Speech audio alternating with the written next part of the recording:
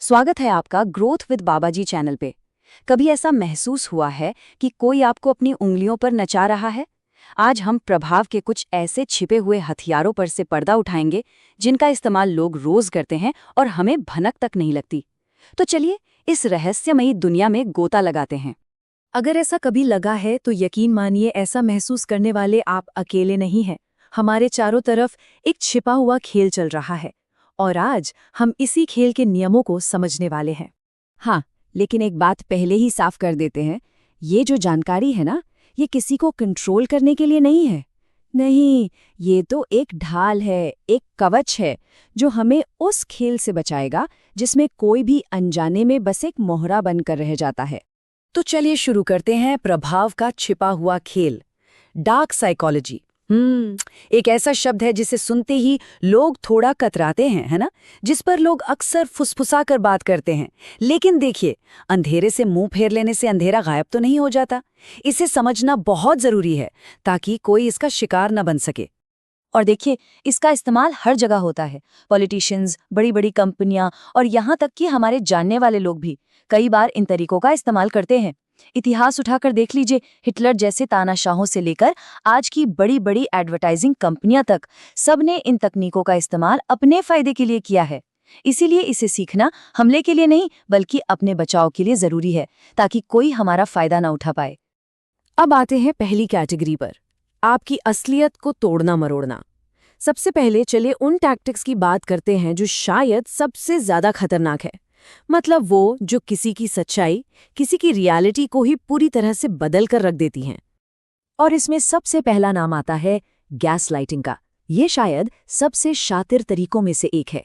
इसमें होता क्या है कि मैनिपुलेटर आपकी ही यादों को आपके ही खिलाफ इस्तेमाल करता है। वो आपको इस हद तक कंफ्यूज कर देता है कि आप खुद पर ही शक करने लगते हैं। उनका मकसद सिर्फ एक होता है कि आप उनकी बनाई हुई झूठी दुनिया को ही सच मान लें।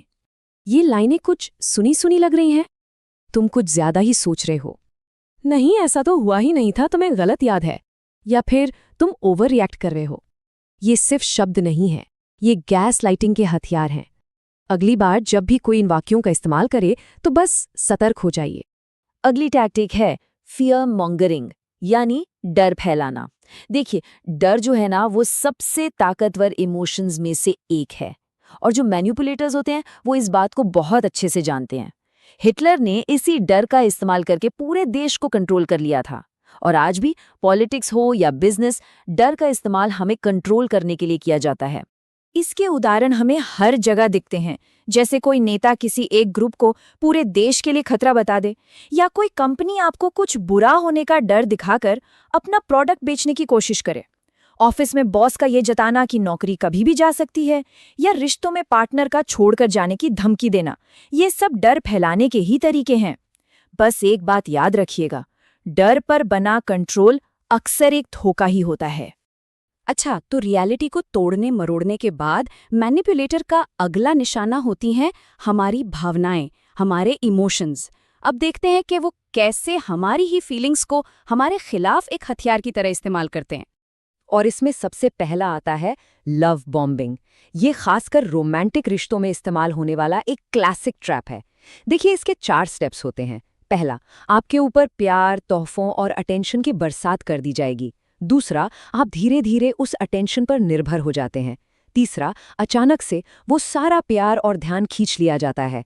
और चौथा, आप उस शुरुआती एहसास को वापस पाने के लिए तड़पने लगते हैं और कुछ भी करने को तैयार हो जाते हैं।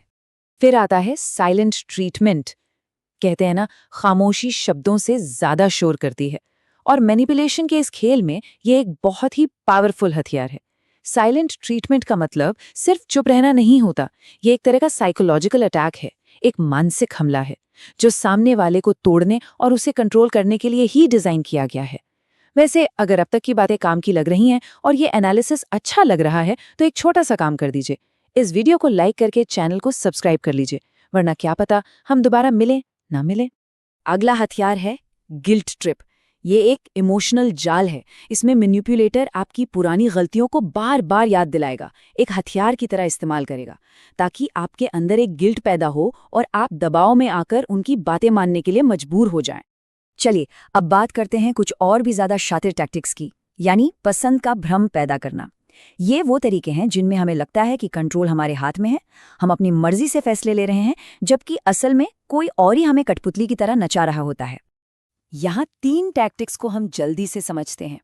पहला है फोर्स टीमिंग, मतलब कोई ऐसा दिखाए कि अरे हम तो एक ही टीम में हैं या हम इस मुश्किल में साथ हैं, ताकि आप उनकी बात मान लें। दूसरा है चॉइस रिस्ट्रिक्शन, मतलब आपके सामने सिर्फ 2 या 3 ऑप्शन रखे जाएंगे और वो भी ऐसे कि आप वही चुने जो वो चाहते हैं।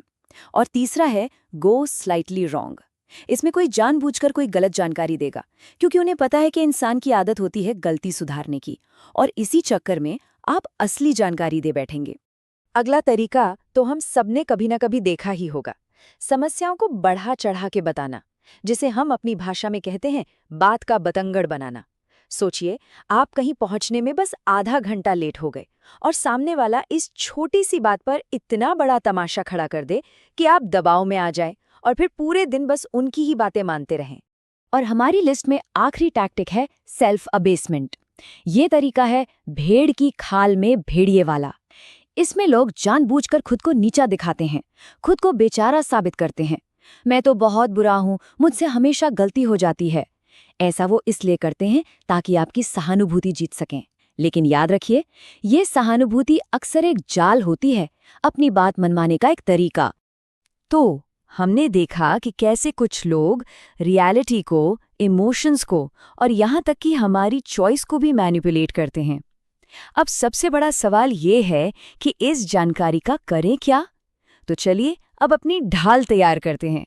और सबसे ज़रूरी बात जो मैं दोबारा कहना चाहूँगा, ये जानकारी, ये ज्ञान कोई हथियार नहीं है। इसे दूसरों पर इस्तेमाल करने के लिए नहीं सीखना है, नहीं, ये एक ढाल है, ये शील्ड है, ताकि कोई आपका गलत फ़ायदा ना उठा सके। ये सिर्फ और सिर्फ आत्मरक्षा और जागरूकता के लिए है। तो मैं आपको इसी सवाल के साथ छोड़े जाता हूँ। अब जब आप इस छिपे हुए खेल के कुछ नियमों को जान गए हैं, तो अपने आसपास आप किन चालों को पहचान पाएंगे। अपनी आंखें खुली रखिए और सतर्क रहिए। उम्मीद है आपको आज की इस बातचीत से कुछ नया सीखने को मिला होगा। अगर आप चाहते हैं कि हम ऐसे ही किसी और टॉपिक को भी ब्रेक डाउन करें, तो हमें नीचे कमेंट्स में ज़रूर बताइए कि अगला टॉपिक आपको क्या चाहिए। और हाँ, जाते जाते चैनल को सब्सक्राइब करना मत भूलिएगा। मिलते हैं अगली बार।